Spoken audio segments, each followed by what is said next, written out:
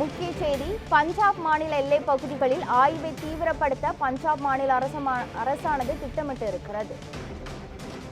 பஞ்சாப் மாநில எல்லை பகுதியில் ஆய்வை தீவிரப்படுத்த பஞ்சாப் மாநில அரசு திட்டமிட்டு இருக்கிறது.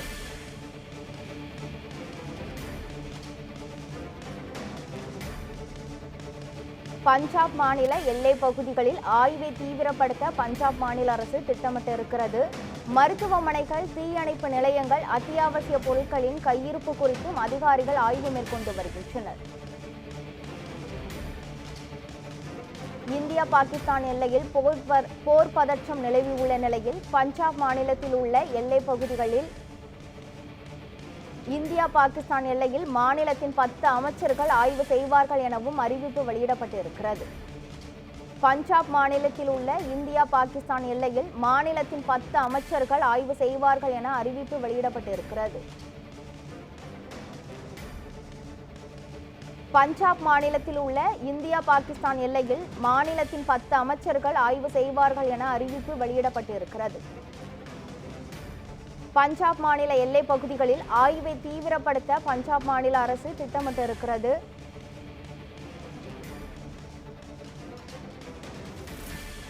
போர் பதற்றம் காரணமாக பஞ்சாப் மாநில எல்லை பகுதிகளில் ஆய்வை தீவிரப்படுத்த பஞ்சாப் மாநில அரசு திட்டமிட்டிருக்கிறது.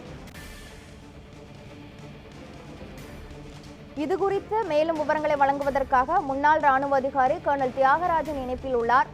சார் வணக்கம். நேற்று இரவு விடிய பாகிஸ்தானானது இந்திய எல்லைப் பகுதிகளில் தாக்குதல் நடத்தியிருக்கிறது. இந்த நிலையில் சண்டிகரில் மக்கள் பாதுகாப்பாக இருப்பதற்கு சைரன் ஒலியும் எழுப்பப்பட்டிருக்கிறது.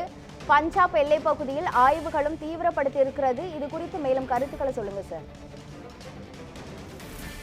நேற்று இரவு 8 மணியிலிருந்து ஜம்மு அண்ட் காஷ்மீர் பகுதியில் உதம்பூர், குப்வாரா, உரி, அக்னூர், சாம்பா, தரங்கர் அந்த இடத்துலலாம் வந்து அவங்க இந்த நிறைய தாக்குதல்லாம் வந்து நடத்தியிருக்காங்க. அதாவது ட்ரோனை வச்சு, மிசைலை வச்சு, அதையும் தாண்டி ஹெவி ஆர்டி ஃபயரிங் ஷெல்லிங்கிலும் வந்து நடத்தியிருக்காங்க.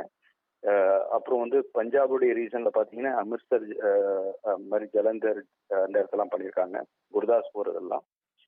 ராஜஸ்தானுடைய ஜெய்சல்மீர், பிகானீர் அந்த இடத்துலையும் வந்து நடத்திருக்கு. இவருடைய இந்த தாக்குதல் வந்து பொதுமக்கள் மீதும் இராணுவத்தின் மீதும் தொடுக்கப்பட்டதால் இது வந்து ஒரு போருக்கான ஒரு தொடக்கம் அப்படிங்கறது வந்து நம்ம வந்து பார்க்கலாம். இந்திய ராணுவம் அவருடைய தாக்குதலை முற்றிலுமாக முறியடித்திருக்கின்றது.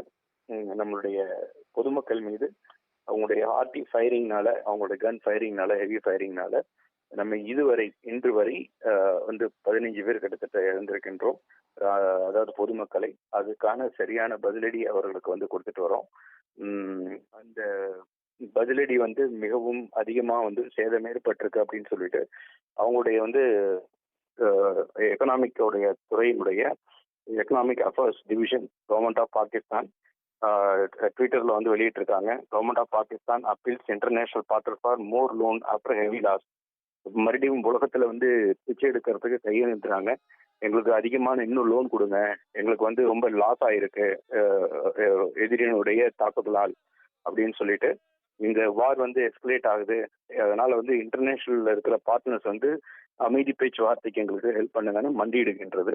ஸோ அவர்கள் வந்து ஒரு இரவினுடைய தாக்குதலை கூட அவர்களால் இன்னும் ராணுவம் நேரடியாக சென்று இன்னும் அடிக்கல, அதையே அவர்களால் தாக்குப்பிடிக்க முடியவில்லை. அந்த ரோக் ஸ்டேட் அப்படின்னு சொல்லுவோம், அந்த ரோக் ஸ்டேட்டை வந்து சரியான பாடம் கற்பிப்பதற்காகவும் தீவிரவாதத்தை முழுமையாக ஒழிப்பதற்காகவும் இந்தியா வந்து களமிறந்திருக்கு அப்படின்னு பார்க்கலாம்.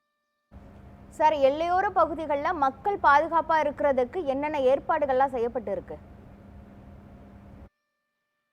எல்லையோர பகுதியில் மக்கள் அங்கே தங்குவதற்கு அவங்க கம்யூனிட்டி ஷெல்டர் பங்கர்ஸ் அப்படின்னு வந்து சொல்லுவோம், அவர்கள் தங்குவதற்காக அரசாங்கம் ரொம்ப பழைய அந்த காலத்திலேயே வந்து பண்ணிட்டாங்க. இது மாதிரி ஷெல்லிங் நடக்குது, இல்லை அவர்கள் மீது வந்து மோட்டார் ஃபயரிங் வருதுன்னு அந்த பங்கர்ஸ்குள்ள போய் அவங்க வந்து பொதுமக்கள் வந்து இருந்துப்பாங்க. வீட்டை விட்டுட்டு போயிட்டு அவர்களுக்கான எல்லா உதவிகளும் வந்து அங்கே செய்யப்பட்டிருக்கு. உணவு, அப்புறம் வந்து அவங்களுக்கு தண்ணீர் எல்லாமே செய்யப்பட்டிருக்கிறது. அந்த எல்லை பகுதி ரொம்ப அருகில் இருந்தால் அந்த கிராமத்தை வந்து முழுமையாக வெக்கேட் பண்ணியிருக்காங்க.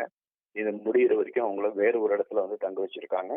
அதையும் தாண்டி நம்மளுடைய ஏர் டிஃபென்ஸ் வந்து முழுமையாக அவர்களுக்கு வந்து ப்ரொடெக்ஷன் பண்ணிட்டு இருக்கு. வான்வழி தாக்குதல் வந்து அவர்கள் மீது ப்ரொடெக்ஷன் பண்ணிட்டு இருக்கு. அதனால வந்து அங்க இருக்கக்கூடிய அரசாங்கம், அதாவது வந்து பஞ்சாப் அரசாங்கம், அது மாதிரி ஜம்மு அண்ட் காஷ்மீருடைய அரசாங்கம் அந்த மக்களுக்கு தேவையான பாதுகாப்பு அவங்களும் லோக்கல்ல விடுறாங்க. இந்திய ராணுவம் வழங்கியிருந்தது. அதனால அவர்கள் வந்து டிஸ்டர்ப்டாக இருந்தாலும் இந்த போர்க்கால நேரத்தில் அவர்களுக்கு வந்து அந்த பல உளைச்சல்கள் இருந்தாலும் பல கஷ்டங்கள் இருந்தாலும் அஹ், இரண்டு அரசாங்கமும், மத்திய அரசாங்கம், மாநில அரசாங்கம் ரெண்டும் அவர்களுக்கு உதவி செய்து கொண்டிருக்கின்றது. ராணுவம் அவர்களுக்கு உறுதுணையாக இருக்கின்றது. சார், விடிய விடிய பாகிஸ்தான் வந்துட்டு இந்திய எல்லைப் பகுதிகளை தாக்குதல் நடத்தியிருக்கு. அவர்கள் அந்த தாக்குதலுக்கு உபயோகித்த ஆயுதங்கள் பற்றி ஏதேனும் சொல்லுங்க சார். அவர்கள் உபயோகித்த ஆயுதங்கள் அப்படின்னு நம்ம பார்த்தோம்னா 50க்கும் மேற்பட்ட ட்ரோன்ஸ் வந்து யூஸ் பண்ணியிருக்காங்க. அந்த ட்ரோன்ஸ்ல வந்து வெடிபொருட்களை கொண்டு வந்து அந்த ட்ரோன்ஸை வச்சு சூசைட் ட்ரோன்ஸ்னு சொல்லுவோம். அந்த ட்ரோன்ஸ் வந்து எந்த இலக்கையோ அந்த இலக்கில போய் மோதுறப்ப அது வந்து வெடித்து சிதறும். ஸோ அது மாதிரி ட்ரோன்ஸ் வந்து அவங்க வந்து அமைச்சிருக்காங்க. அதையும் தவிர சைனா மேடு மிசைல்ஸ் வந்து நிறைய வந்து ஃபயர் பண்ணியிருக்காங்க. இது 2. இதை தாண்டி வந்து அவங்களுடைய ஆர்ட்லரி ஃபயரிங் வந்து அக்ராஸ் த பார்டர், அதாவது அக்னோர், சாம்பா, உரி, குப்வாரா இந்த இடத்துலலாம் வந்து அதிகமான இந்த ஃபயர் வந்து பண்ணியிருக்காங்க.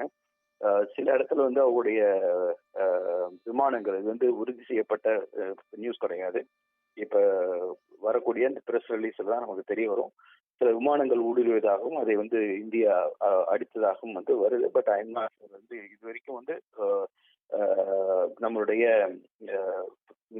டிஃபென்ஸினுடைய சைட்ல இருந்து எந்த ஒரு பிரஸ் ரிலீஸும் வரல. அதே மாதிரி வந்து அவருடைய சைட்ல இருந்து, பாகிஸ்தான் சைட்ல இருந்து எதுவும் வரல. அது வந்து பொறுத்திருந்து தான் பார்க்க வேண்டும். அது நம்ம தக்க பதிலடி நம்ம வந்து அவங்களுக்கு வந்து கொடுத்துருக்கோம். நம்மளுடைய வந்து L-70 system, anti aircraft gun system, அது மாதிரி நம்ம கிட்ட இருக்கக்கூடிய வந்து மற்ற சிஸ்டங்கள், அதாவது வந்து சொன்ன ZU-23 அது மாதிரி நம்மள்ட்ட ஷில்கா, அது மாதிரி பல சிஸ்டங்கள் இருக்கு. அதை வச்சு அவங்களுக்கு வந்து நம்ம நியூட்ரலைஸ் பண்ணிருக்கோம். பதிலடியும் கொடுத்து கொண்டு வருகின்றோம். இணைப்பில் வந்து உங்கள் கருத்துக்களை பதிவு செய்தமைக்கு நன்றி சார்.